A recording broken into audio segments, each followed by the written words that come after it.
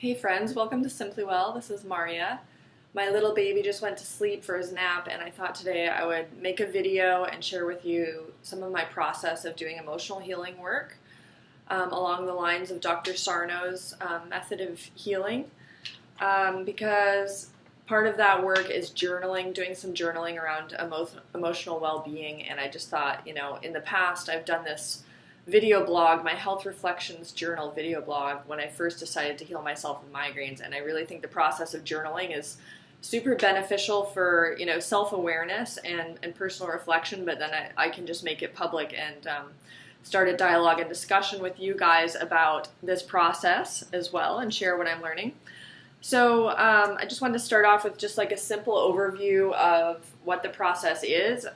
There's actually no straightforward formula for this, but basically Dr. Sarno wrote a number of books on healing physical pain through emotional work, and the whole premise of his point of view for how that works is that basically the body is expressing emotional pain through physical symptoms. So the body is the subconscious. It's the subconscious isn't just something out there, but our body takes on the stress of emotions that we're not able to process and stores them there, which is not a new idea, but his whole point is that the body actually uses pain as a distraction to distract from emotions that are uncomfortable and that we have learned to repress, because essentially as children, when we had an emotion that was really intense, like not just anger but actual rage, or any kind of emotions that our parents found to be sort of inconvenient to deal with, we learned to repress those emotions because our parents were our source of sustenance, and being abandoned by them was our greatest fear. And as a result, we actually, the suppressed anger actually over time develops into rage, because the child feels that it's not accepted for who it truly is. And so as a result, this pattern of repression over time as we go through our life can result in various events as adults, as we get older,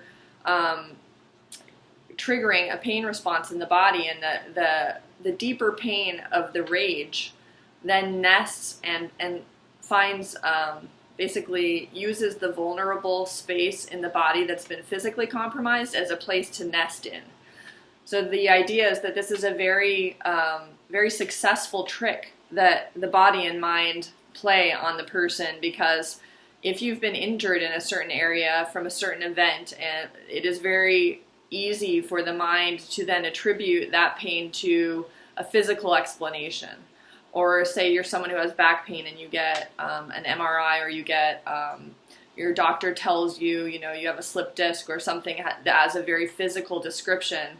It's a perfect setup for the body to then use that pain as a way to avoid the emotional pain because of the physical explanation. So I think this is a pretty compelling idea, and the fact that a lot of people have healed themselves just from simply understanding this concept is really interesting. Not everyone had to, do emotional processing work or go deeply into the core pain or the initial traumatic event that may have triggered the pain in order to heal. Some people heal from reading the book. Other people heal just from becoming more aware of their emotions and the way that they hold tension. And so this is super compelling and interesting to me, and I've had enough success with it to believe that there is some truth to this. So I just wanted to share with you, just in the past 2 weeks since I've been doing this, what my process has been like and what I've been learning about myself and about tension and pain. And I just want to say that as a mother to young kids right now, this is super, super interesting and relevant and important for me to be coming across this information right now, because my kids are 4.5 and 8 months old, and if I know this information and I can raise them in such a way that I am not teaching them to suppress certain emotions, then I can help them throughout their life to be more emotionally self-aware and to not have to manifest a chronic pain condition because of the repressed anger. So like my son, my older son, who was born via C-section, seems to have quite a bit of anger, and I'm sure he probably has a lot of frustration and anger as a result of me having abandoned him on some level, even though I was physically with him and he wasn't in childcare until about 1.5, and even then pretty briefly, or not many days of the week. But, on some level, I wasn't really there for him entirely because I was dealing with these chronic migraines. So he went through a lot of his life being somewhat abandoned by me, either doing research, trying to figure out how to get out of the migraines, or lying in bed or puking my guts out. So I really feel for the guy. But, early on, raising him, me and my husband, he would have these extreme tantrums, and a lot of it is just like normal, 3-4-year-old stuff. But, we would tell him to calm down and give him various messages that I feel in retrospect probably gave him the message that it's not okay to feel these intense emotions. And, how are kids supposed to know how to regulate their emotions? I mean, a lot of adults don't even know, right? So I think the point is that in raising kids, I need to model the behavior for them for how to emotionally self-regulate, and let my sons know that feelings are okay to have and not to suppress them, and to find an outlet that's healthy. So it's, super relevant for a number of reasons that I came across this information now, not only to heal the underlying cause of my migraines, because as some of you guys know, I developed this Simply Well protocol, which definitely works for me. When I do it, it works. I have had a number of migraines since discovering the protocol 2 years ago, but those occurred when I went off of the protocol. So I've tested over time, tried to get off the protocol to see if I had healed the underlying condition. And there is a layer of healing there that has not been addressed. If it were, then I could go off the protocol and, be fine and not get my migraines back. So whenever I go off the protocol, I get my migraines back. So there's something underneath all of this, and it needs to be addressed. And I think the emotional component may be, the missing piece. I've done quite a bit of emotional work already prior to this. So I've done some shamanic journeying, some work that I did in a group setting with music and trance, and going into an altered visionary state. And I had some really intense insights about the nature of my own personal trauma resulting from the C-section. So that was my initiation into motherhood, and unfortunately the mainstream medical system is so clueless and just so out of touch with common sense that it can't even let women go into their physiologically natural process of going into labor when they're ready. So I was quote unquote late, and as a result of going late, my midwife's scope of practice ran out, so she's only allowed to work with women who are, within this strict defined range of normal, So, which was ridiculous because we didn't even know when we conceived anyway. So it was all just this conceptual BS. Anyway, long story short, I just feel like, my initiation into womanhood, it was kind of like the carpet was pulled out from underneath my feet because I wasn't really given the space to start off on the right foot. I mean, I could have just claimed that space and told the midwives, and not gone to the doctor as she had recommended, and not induced with castor oil. I could have stood my ground, but I think women are in a pretty vulnerable space, especially the first time that they're going into labor because they've never experienced it before. So anyway, I've been very aware of all the emotions around that, and I think I'm pretty emotionally in touch. I'm aware of my feelings. I'm a very emotional person in general. My Pisces moon helps me to be very in touch with my feelings more than a lot of people probably. And I definitely express my feelings. I don't consider myself a repressed person. But the work that we're doing here with Dr. Sarno's work is it's about the subconscious emotions. So anything that's coming up that we're feeling, is that's not the subconscious stuff. That's the conscious stuff, right? So he's saying that's not really the cause of the physical pain. So the physical pains are manifesting because of the unconscious stuff. So how do you access unconscious emotions? I don't really know. I haven't read his entire book yet. So far my process has just been more becoming conscious of emotional stuff that is constantly at play within me that I'm not really paying attention to, or maybe not really aware of because I'm distracted, with my kids or something. And so I've just been paying more attention to that. And as I mentioned before, supposedly just by understanding this concept of how the body tricks the mind into thinking that emotional pain is physical, just through understanding that concept, you can heal. So I do believe that this may be happening, that so far I am feeling encouraged by my results. So my experiment was to stop doing the protocol, which I've been off the protocol for 2 weeks, no prebiotics. I mean, I've been salting my food. I've been doing my B vitamins still, so I guess it's not really a strict experiment in that sense. I don't really feel like going off my B vitamins. Anyway, I usually get a migraine around 2 weeks in to being off the protocol. So I did get a bad headache after eating some Parmesan and drinking a beer about a week ago. And so what was interesting emotionally for me in observing the symptoms crop up was I was like, one part of me was like, great, here's an opportunity to do the experiment and see if doing emotional work will get rid of the headache. And I was pleasantly surprised to see that it did, not completely.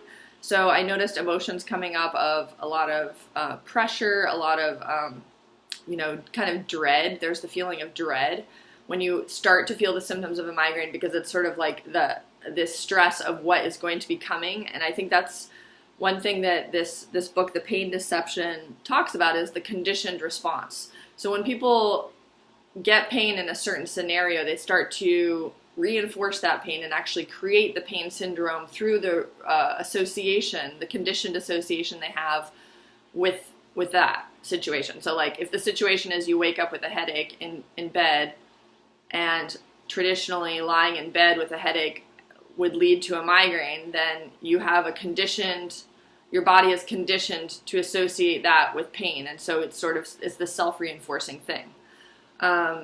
So the example given in this book, The Pain Deception, is, this guy always had pain while sitting. And so as a result, whenever he sat down, his body would trigger pain because that was the association he had with sitting. So it's like self-reinforcing.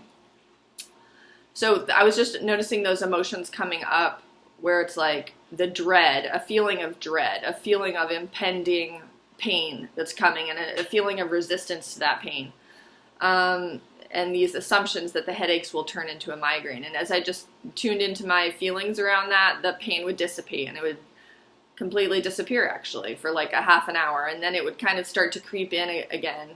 And I forget what all, it was a full range of different emotions that came up at that time, but I was feeling distracted by my son. So I was feeling a little bit exasperated that I was doing this experiment, because it's like, I already know how to get rid of my headaches. So like, why am I stopping doing what I know works and even trying this experiment? And why am I willing to take this risk? And you could sort of think of that as like the ego, or the part that wants to sabotage the healing process, kind of like questioning it and undermining the new experiment, because the new experiment kind of disrupts the homeostasis. So for me, the homeostasis is taking prebiotics, taking electrolytes, taking my B vitamins, eating radishes, and doing all of these things that I've somehow told myself that I need to do in order to keep my migraines at bay. So this is a disruption of that, and resistance comes up. I think anytime we heal, some resistance comes up. So it's just important to notice what that resistance is. And resistance is tension, so there's a lot of resistance in my life, I feel like, just as a mother. There are things that I want to do that I can't do because my kids need me, and there's a lot of demands on me, a lot of stress. And so I've just been looking at my stress patterns. Just to finish up what happened with that one headache. I've only had that one bad headache in the full 2 weeks. And eventually I just took some niacin after about 5 hours, because my little baby, Quinn, he just needs a lot of attention now. And I was just finding that it was hard for me to deepen into the emotional process work while attending to all of his needs and just the demands of the day. So in a way, you could see like taking niacin or doing anything to try to abort a migraine is, in a way, at least if you're looking at it from this angle of emotional healing work, is in a way a form of suppression. And I also want to add that on a nutritional level, I think that being in stress and tension and emotional distress, or repressing something emotionally, would also have it would take a nutritional toll. That being under that kind of stress requires more nutrition on the part of the body than not being in stress. And so in that way, we can say that kind of describes how something like the protocol would work on a physiological level to deal with the symptoms of emotional distress. If that distress takes a greater nutritional toll on the body, and then you support the body with more nutrition to compensate for that, then that could help deal with some of the symptoms, at least temporarily, right? So what I want to talk about for the rest of this video, since I've already talked for 15 minutes, is trauma, tension and stress, the character traits of perfectionism, being hard on yourself and being self-critical, and then this concept of do-goodism. So I already mentioned my trauma from the C-section. I'm still extremely angry at the mainstream medical profession. I'm in touch with that anger, but physiologically I never really release that stress. So, you know, animals, when they go through stress, will shake and actually vibrate, and their nervous system will discharge that stress, and I've never done that. I've also never really had any really, truly significant times of renewal in my life since becoming a mother 4.5 years ago, despite the intense physical stress of surgery. I've never, you know, I've been sleep deprived, you know, I've had 2 kids and had serious migraine issues, you know, since becoming a mother, and never really had a time to fully rest and rejuvenate. Although, you know, Dr. Sarno says the important thing is to not let your pain, pathology, or condition incapacitate you. So basically you need to stay active, because otherwise, like, say you just lay in your room with a migraine. On the one hand, the migraine and the physical pain is serving a very real need, which is perhaps just hypothetically, some of us have actually manifested a chronic pain syndrome because it's the only way that we can give ourselves permission to actually take a break. So for me, I think that makes sense. You know, having migraines was one way that, on a subconscious level, I was able to manifest a few things that were important to me that I otherwise wouldn't have given myself permission to have. One of them is the time and space and priority of doing a lot of research and learning about the body and learning about nutrition. I don't think being a young new mother that I would have otherwise really felt justified in doing a ton of research like that if I hadn't been really sick. So my new message is that I can give myself that permission, and I don't need to be sick in order to give myself the permission to do the research that I want to do. Another thing that having migraines gave me permission to do was check out at a certain point and just actually not be available for people anymore, which, again, as someone with a lot of tension and a lot of sense of obligation to other people, I think that it's hard to give, as a mother, to give yourself permission to just be like, sorry guys, I'm not available, and, like, you know, totally check out without a serious chronic condition. So, so these pain syndromes serve a purpose, but, you know, if we want to get over them, we have to get over that tendency to use them as a permission slip, and we have to be more active.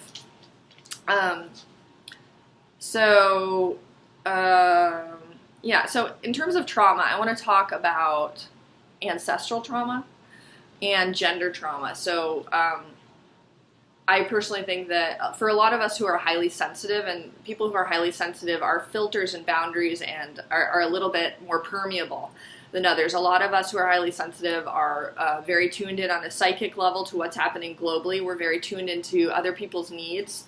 We read body language a lot, and I think that, you know, that may be an evolutionary mechanism for people who have gone through trauma, is that there's sort of a hyper arousal in terms of reading signals of distress and discomfort and being attuned to them so as to be able to survive, right? So someone who has not gone through a traumatic experience is not going to be as hyper attuned. Their nervous system is not going to be as adapted to pick up signals of distress in order to survive, because they've survived just fine without that.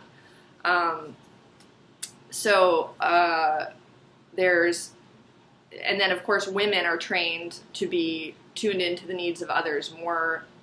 I don't know, maybe this is just a story, but it seems to me, at least on the level of physical needs, women have been trained to be tuned into, you know, the needs of their kids. Obviously, that's evolutionary. I'm not saying that's just cultural. On an evolutionary level, like, the baby can't survive without the mother's attention to it. So, but I think that biological necessity of being more attuned to others' physical needs also translates culturally into sort of demands and expectations of women that women internalize to just sort of put their needs second.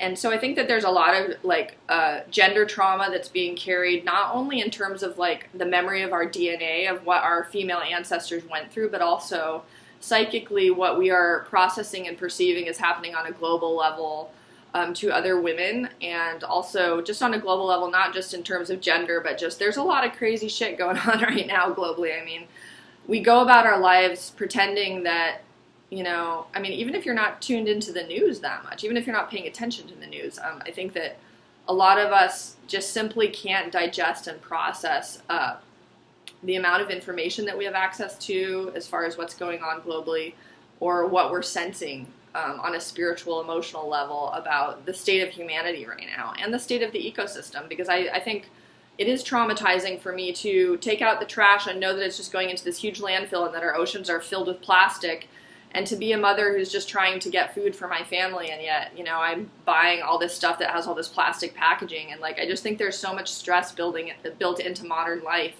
if you're a conscientious, aware person, that it's not really apparent how to process this. And so what takes up the stress and the slack is the body.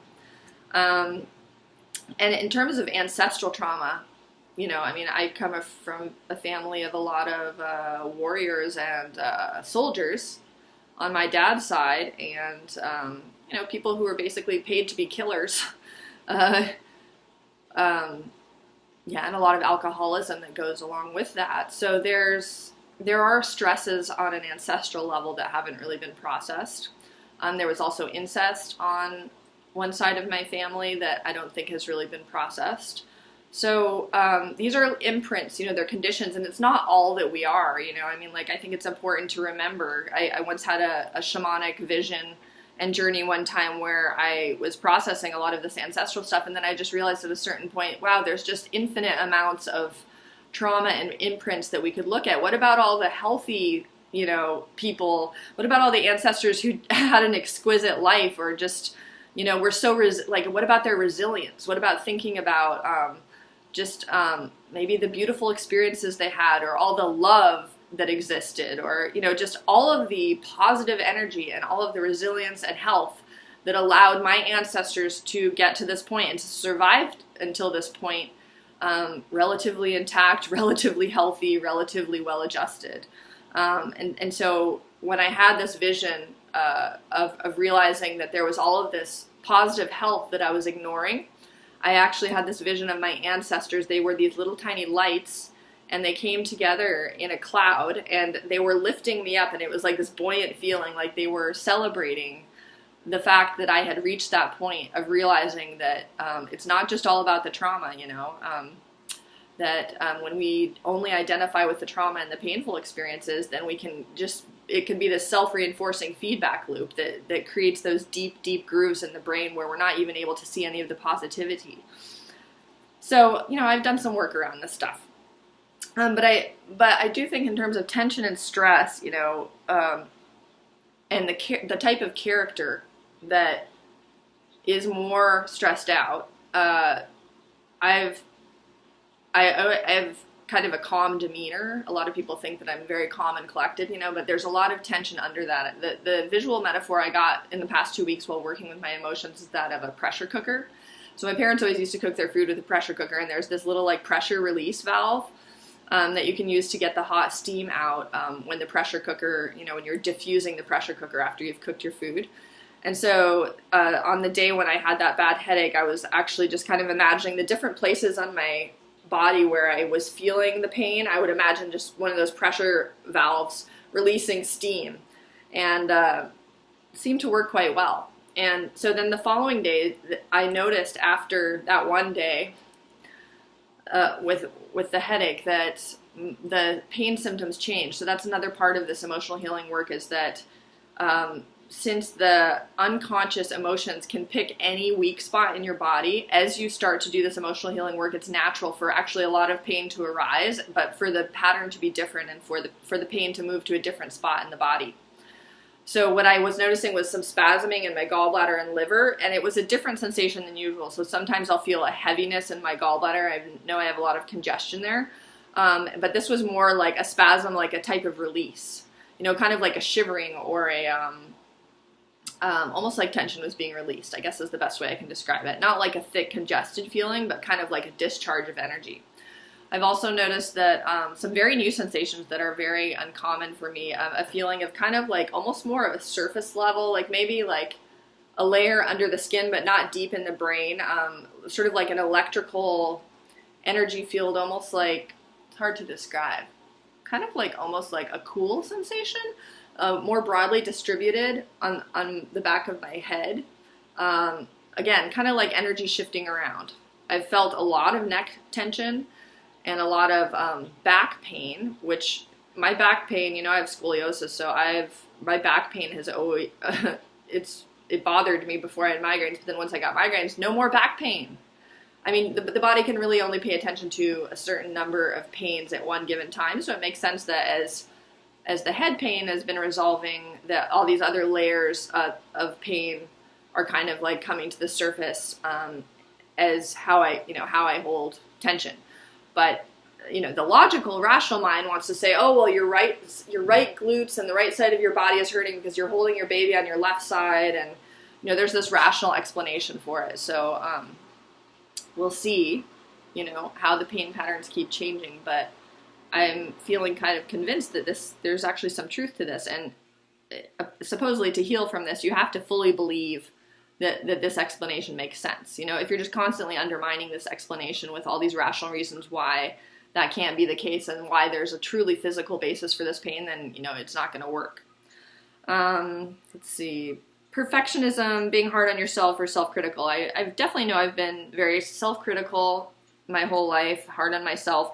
I wouldn't have gone so far as to call myself a perfectionist, but I think that might just be because I've always had a creative outlet, and somehow I see creativity as a healthier outlet for perfectionism than other areas. Like, I've never been a clean freak in my house,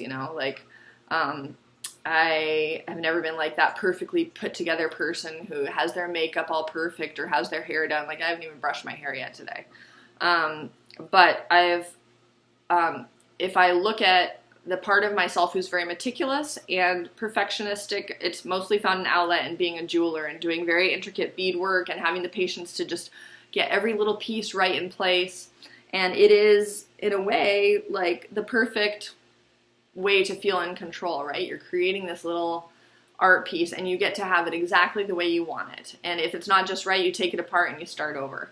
So I definitely see like perfectionism manifesting in that way, and I think that's a pretty healthy outlet for perfectionism. But earlier when I was younger and I had acne, I would pick at my face, and I think that was definitely a form of perfectionism, and not feeling worthy of love or feeling attractive if I had acne. I mean, it is hard to have like pustules like right on your face, because that's like your social interface, right? So I can look back and see different areas where I was being perfectionistic with myself and just very hard on myself.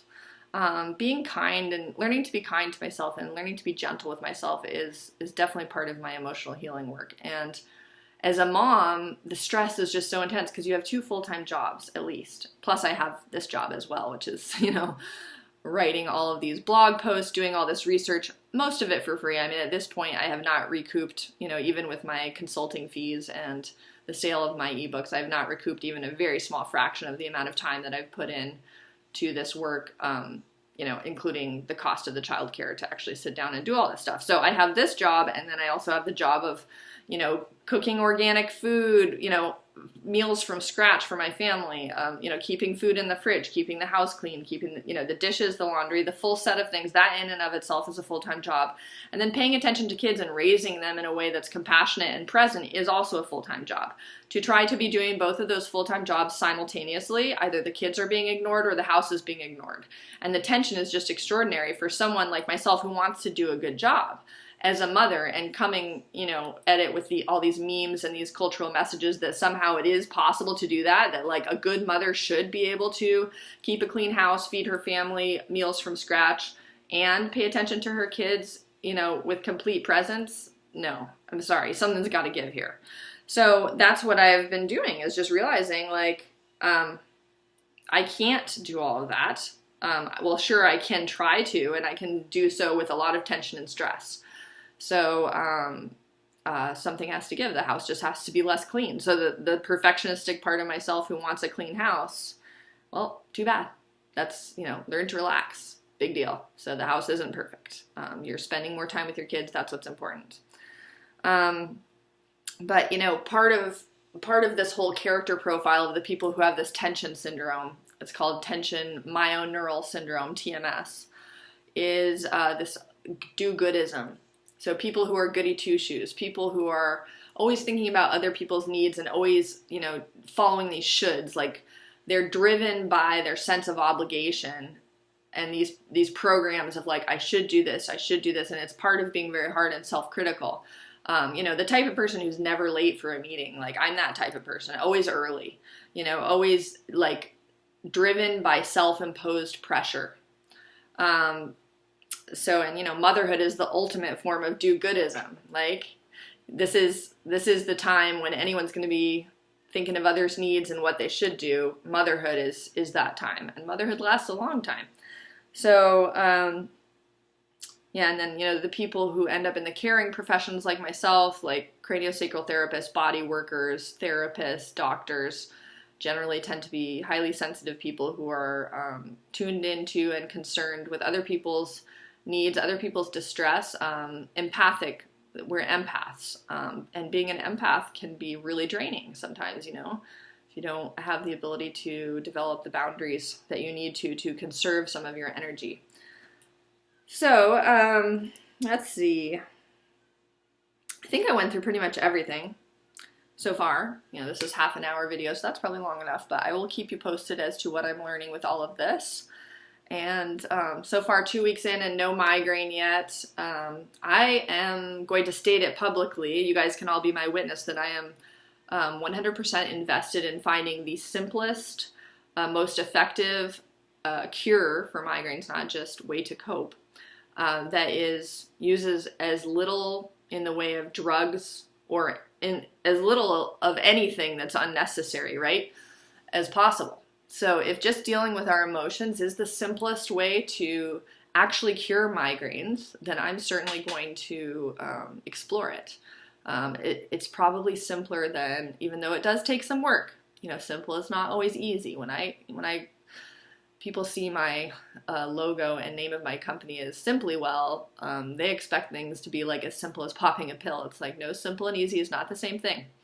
So it does take some work, but this is rich work, and the self-discovery is worth it. And as we get to these deeper layers, we learn more who we are and what our capacity to enjoy life is, and I think it's a worthwhile endeavor. So if anyone wants to join me on this journey, feel free to share a video journal online in this forum or write in my Facebook group.